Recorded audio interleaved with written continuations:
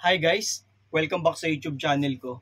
So for today, meron tayong math problem coming from the competition Math Count 2025. So this is for tertiary level guys. And this is a difficult question, I think, for 75 or around 90 seconds coming from analytic geometry. Pero before that, mga Lodi Cake, shoutout nga pala dun sa lahat ng na-meet ni Sir IJ last event nung Saturday sa Pamantasan ng Lungsod ng Maynila. And I hope you all the best mga Lodi Cakes. Sana magkita-kita pa tayo sa mga future mga math and engineering events that promotes camaraderie and as well as friendship dun sa mga sumasali or sa mga contestant natin. So ito yung problem natin guys. What is the midpoint of the common chord of two circles, one with center at 0, 1 and radius 2, and another one with center at 2, -1 and radius square root of 6? So siguro at first glance or at the first reading of this question, siguro parang isipin natin, ay, Sir IG, parang mahirap sagutan. I mean, ano po kaya yung pinaka-fastest approach dito? So, let's just go back to the basics. So, ano ba yung basics na sinasabi ni Sir IJ? So, syempre, alamin natin, ano po ba yung standard equation ng isang circle? So, let us recall that the standard equation of a circle given the center h, k. So, let's say meron tayong center na h, k and radius r. So, the equation is x minus h, quantity squared, plus y minus k quantity squared equals r squared. So parang ano lang Sir IJ pala, nag-recap lang tayo ng pre-calculus subject natin during the grade or the senior high, no? Especially dun sa mga nagtitake ng STEM. Yes, it is. So ito yung equation natin. Ito kasi yung gagamitin natin to find the what is as, ano ba yung midpoint ng common chord. So ang una kasing technique dito guys is to find the equation of the common chord. How do you find that Sir IJ? Siyempre, kunin muna natin yung equation. We have to get the equation of the circle first, of the two circles given. So, one with center at 0, 1. So, meron tayong center 0, 1. So, let's say we have center located at 0, 1 with radius equal to 2. Substitute lang natin siya dito. So, itong 0, pag nilagay natin dito, that will just be x minus 0 or simply x. So, we have x squared plus y minus 1. Quantity squared is equal to 2 squared or that is equal to 4. And then what we can do is we can simplify the given equation. So we have x squared plus y squared minus 2y plus 1 to guys, di ba? So kung plus 1 tong in-expand natin dito, pag nilipat natin sa kabila, this will be equal to 3. So mamaya makikita nyo bakit ganito yung ginagawa ni Lodi Cakes. So another one, so we have 2, -1. So applying the equation or the standard equation of a circle, so we have x minus 2 quantity squared plus y plus 1. Quantity squared is equal to the square of the radius. So that will be 6 kasi ang square ng square root of 6 is simply equal to 6. So simplify natin mga idolo. So we have x squared minus 4x plus y squared plus 2y. Diba ito guys plus 4? Tama ba mga Lodi Cakes? Plus 4. Pag in-square natin yung -2, ito plus 1. 4 plus 1, that's 5. 6 minus 5, that is equal to 1. And ano pong gagawin natin dyan, Sir IJ?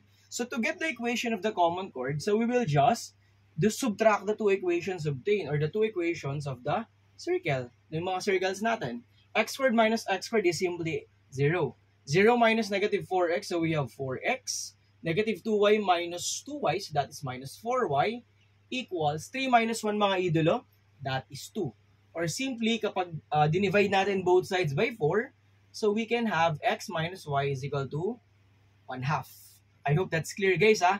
If ever you run into some confusion, so let us feel free to comment sa comment section mga idolo. So we have x minus y is equal to 2.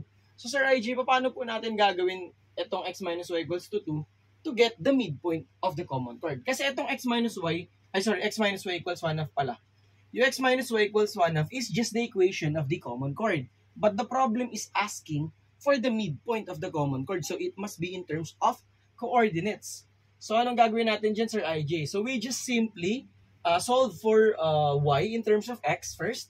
So from this equation, we can derive that y is equal to x minus 1/2. So let's say we name this as equation 1 and this is equation 2. Substitute natin to sa equation 1. So magiging ano siya, Sir IJ? So we have x squared plus ano yung y natin? X minus 1/2 squared. So ang gagawin lang natin dito, Lodi Cakes, is square natin, di ba? So lagay natin x minus 1/2 quantity squared minus 2 times x minus 1/2 equals 3. Okay? So, simplify natin guys. X squared, ito, pag in-expand natin, x squared din. So, that will be 2x squared, right? Tapos, ito, ano mangyari dito? Sa gitnang term, twice the product. So, negative 1/2 times 1, that's negative 1/2 times 2. That's negative 1. O, magiging negative x yan. Plus 1/4 minus 2x plus 1 equals 3. So, simplifying guys, so we have 2x squared minus 3x. 1/4 plus 1, that is 5/4. Lipat sa kabila, 5/4 minus 3, that is, okay, that's correct. We have negative 7/4 equals 0. However, kaya siya 90 seconds kasi nga, mayroon tayong gagawing trick part dito. Kasi kapag sinolve natin yung ano dito, kung hindi ako nagkakamali, kapag sinolve natin yung mga roots nito, I think irrational kasi magiging 8x squared minus 12x minus 7, kapag kinumpute natin yung discriminant, that will be, I think, 144, 8, negative 7, 224, 184 plus 224. Ang square root nun is hindi eksakto. So, ang gagawin natin dito is, iisipin natin, ano ba yung concept ng midpoint? Alam natin na ang midpoint is just the average of the coordinates.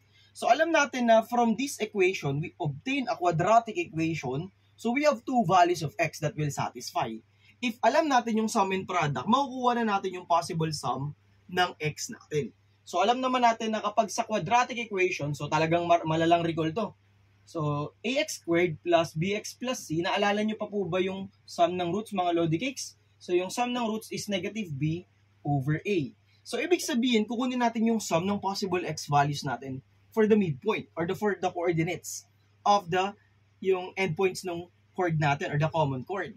So, yung magiging sum ng x's natin, so we have x sub 1 plus x sub 2, that is negative b over a. So, negative ng negative 3, so that is 3 over a. So, that is positive 2.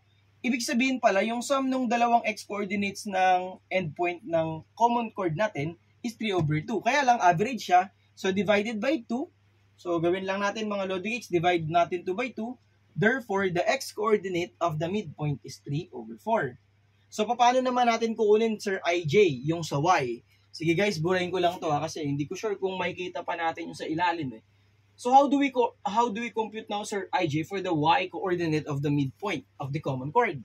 So, alam natin that from this equation, so, bilugan natin guys ito, this equation x minus y equals 1/2. So, alam natin na we have y equals x minus 1/2. So, pwede nating sabihin na yung y sub 1 natin is equal to x sub 1 minus 1/2 kasi dalawa yung values niyan eh. Y sub 2 equals x sub 2 minus 1/2. Kapag inad natin yung dalawang yan, mga idolo, so magiging x sub 1 plus x sub 2 minus 1/2 minus 1/2. So, that is negative 1. Eh, alam natin na ang x sub 1 plus x sub 2, sige, lagay natin dito guys para kita nyo. Ang y sub 1 plus y sub 2 equals x sub 1 plus x sub 2 minus 1. Inad ko lang po siya guys ha. Baka nalito, comment lang kayo, huwag kayong mahiya. So yung x sub 1 plus x sub 2, alam natin that is 3 halves. So magiging ano siya Sir IJ? 3 halves minus 1. So this is now equal to 1/2. Kaya lang yun pa lang yung sum, i-divide pa natin by 2. So 1/2 divided by 2. So magiging ano siya? 1/2 times 1/2 kasi divided by 2. So that is 1/4. Therefore, ito na yung y-coordinates natin. So, y-coordinate, I mean. So, ang pinaka-final answer natin for this problem is 3 over 4, 1 over 4. So, siguro guys, kung gusto nyo masagutan to within the specific time limit, 90-75 seconds, so dapat gamay nyo yung mga properties like yung standard equation ng circle, yung mga kagaya nito, yung sum and product of a quadratic equation, tsaka yung mga concept behind midpoints, etc. Especially for analytic geometry problems. So yun guys, sana may natutunan kayo for today's video and maraming salamat sa mga patuloy na sumusuporta sa channel ni Sir IJ. If ever you have questions or concerns, feel free to comment on the comment sections. And I hope marami pa kayo matutunan sa mga present, even the past and future tutorial videos sa Sir IJ. And I hope you all the best. Kita-kits mga Lodi Cakes. Bye-bye and God bless.